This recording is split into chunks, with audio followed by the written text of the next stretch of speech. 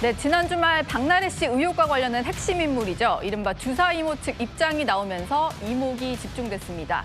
앞서 현직 의사이자 유튜버 꽈추영으로 유명한 홍성우 씨도 이 인물을 박나래 씨부터 소개받았다. 이렇게 저희와 인터뷰한 적이 있었는데요. 목소리 듣고 와서 얘기 나눠보겠습니다. 박나래 씨가 우리 병원 맞은편에 되게 큰 병원 성형외과는 의사 언니가 있다. 외국에서 한 자리 유치하고 하는데 같이 뭐 협업을 하고 하면 좋지 않겠네 해서 소개를 받았던 거죠. 설명하면 고개 끄덕끄덕거리고 저도 다 배워서 알죠 하면서 이런 식으로 중간중간 추임새를 넣더라고. 그 친구는 처음에 의사인지 아닌지 모르고 듣고 있다가 그냥 다 끝나고 난 다음에 아 의사구나 이렇게 생각을 했대요. 자기는 박나래한테 처방해 준 적도 없고 나 걔 주민등록번호도 모르는데 어떻게 대리 처방을 해주냐고 걱정하지 말라고 내 다른 일 때문에 머리 아파 아 얘 의사 맞구나 하면서 너 면허 날라간다고 조심해라고 이제 이런 얘기까지 했었거든. 그러니까 홍성우 전문의 같은 경우는 의혹이 불거진 이후에도 이 주사 이모라고 불리는 인물과 연락을 좀 했던 것 같습니다. 본인도 의사라고 속았다 이렇게 얘기를 했는데요. 지난 주말에 방송된 한 프로그램에서는 주사 이모의 남편이라는 사람이 등장을 했는데 이렇게 얘기를 하더라고요. 의사인 줄 알았다는 박나래 씨 쪽의 얘기는 거짓말이다 이런 얘기를 했는데요. 구자룡 변호사께 좀 여쭤보겠습니다. 이건 아무래도 내가 의사라고 속인 적이 없다라는 주장을 좀 하려고 말을 꺼낸 것 같은데 어떻게 좀 해석을 해야 될까요? 서로 지금 형사 문제가 얽혀 있기 때문에 자기에게 가장 유리한 방식으로 얘기를 하고 있다. 그러니까 양쪽 다 거짓말을 하고 있을 수 있고 파편적으로 얘기하는 게 부분 좀 모순되는 부분이 나올 수밖에 없는 상황입니다. 왜냐하면 의사인 줄 알았다라고 박나래 씨가 주장을 해야 박나래 씨는 의료법 위반과 관련한 혐의들을 상당 부분 벗을 수 있는 부분이 있거든요. 예. 근데 그거에 대해서 주사 이모 쪽에서는 내가 의사라고 계속 속였다라고 하면 사기죄가 추가될 수가 있어요. 사기죄가요? 네, 박나래 씨는 혐의를 벗으면서 반대로 주사 이모 쪽은 불리해지니까 거기에 대해서 나는 의사가 아닌 거를 밝혔고 박나래 씨도 알고 있었다라고 해야지 진료 행위로 어느 정도 금전이 오고 갔을 거기 때문에 거기에 사기죄가 추가되는 거 이걸 방어하기 위한 것이다 이렇게 볼 수 있고 그리고 또 이 부분에 대해서는 사실 좀 진술에 있어서는 그치, 의료법 위반에 대해서는 거의 다 확정적으로 지금 평가를 하고 있거든요. 이건 네. 위반이다 이렇게. 왜냐하면 박나래 씨 주장에 대해서도 살펴보면은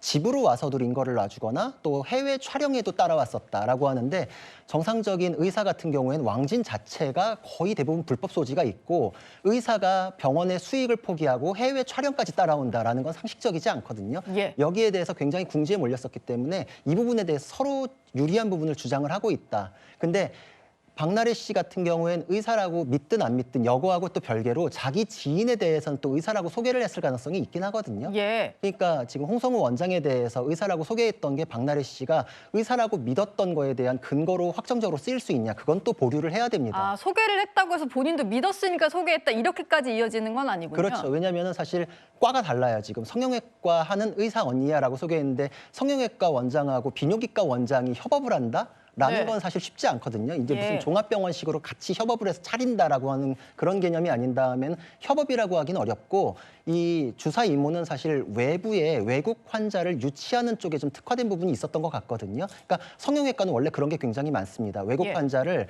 우리나라의 관광 상품처럼 패키지를 통해 가지고 오게끔 하고 그 사이에 수술 일정을 잡아줘요. 이런 게 굉장히 활성화돼 있어서 어떤 성형외과든 그런 걸 끼고 하는 경우가 많은데 아마 이 외국 환자를 연결해서 수익을 창출할 수 있는 의사가 또 있겠느냐라는 얘기가 박나래 씨랑 오고 갔으면 예. 다른 과 원장 친한 의사를 소개해주는 과정에서 의사 언니야 이제 이렇게 했을 수 있거든요. 근데 보통의 의료인 같은 경우에는 과가 저렇게 다른데 협업을 한다라는 개념이 쉽지 않기 때문에 저것도 유리하게 얘기하는 와중에 나왔지 의사라는 걸 정말 믿었다라는 근거로 이렇게 좀 받아들이기는 아직은 좀 이르다 생각합니다. 예.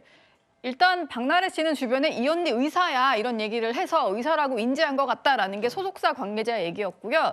다음 그래픽을 한번 좀 보시면 이런 얘기입니다. 박나래 씨 전 매니저 측의 주장인데 주사 이모와 화장실에서 링거를 맞겠다고 한 적이 있었다. 그래서 너무 말이 안 돼서 차에서 링거를 맞았다 뭐 이런 얘기를 하고 대만 촬영 때 따라갔다는 주장도 이미 나온 바가 있고요. 이건 이도노 변호사께 좀 여쭤보겠습니다.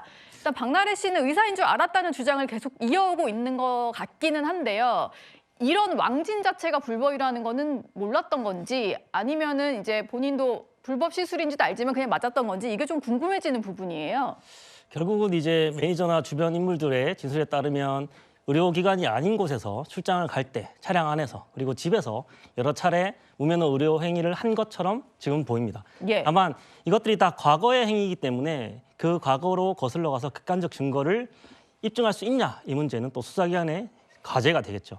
그렇다면 결국 진술이 대립하는 과정 속에서 주사 이모 측은 최대한 그 횟수를 줄이려고 할 것이고 그리고 박나래 측에서는 자기의 책임을 좀 빠져나가려고 하는 그런 예. 진술을 할 것 같습니다. 결국은 박나래 측이 의사인지 알았다, 믿었다 이렇게 하면 방조나 고의의 책임에서 좀 벗어날 수 있는 거고요. 예. 그런 부분들을 적극적으로 속여서 내가 몰랐는데 그 속았다 이렇게 되면 방조나 교사범의 책임에서 좀 벗어날 수 있게 되는 그런 취지 때문에 진술이 좀 저렇게 갈리고 있는 것 같습니다. 예.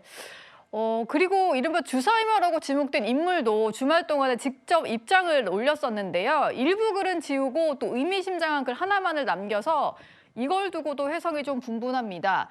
일단 그 방송이 예고되고 나니까 그 방송 제작진을 향해서 이렇게 글을 올렸었는데 전 국민의 비난과 가십거리가 됐다 이렇게 올렸다가 뭔가 배경음악만 남아있는 글 하나를 남겼더라고요. 안진용 기자님, 이건 저희가 어떻게 해석을 해야 됩니까?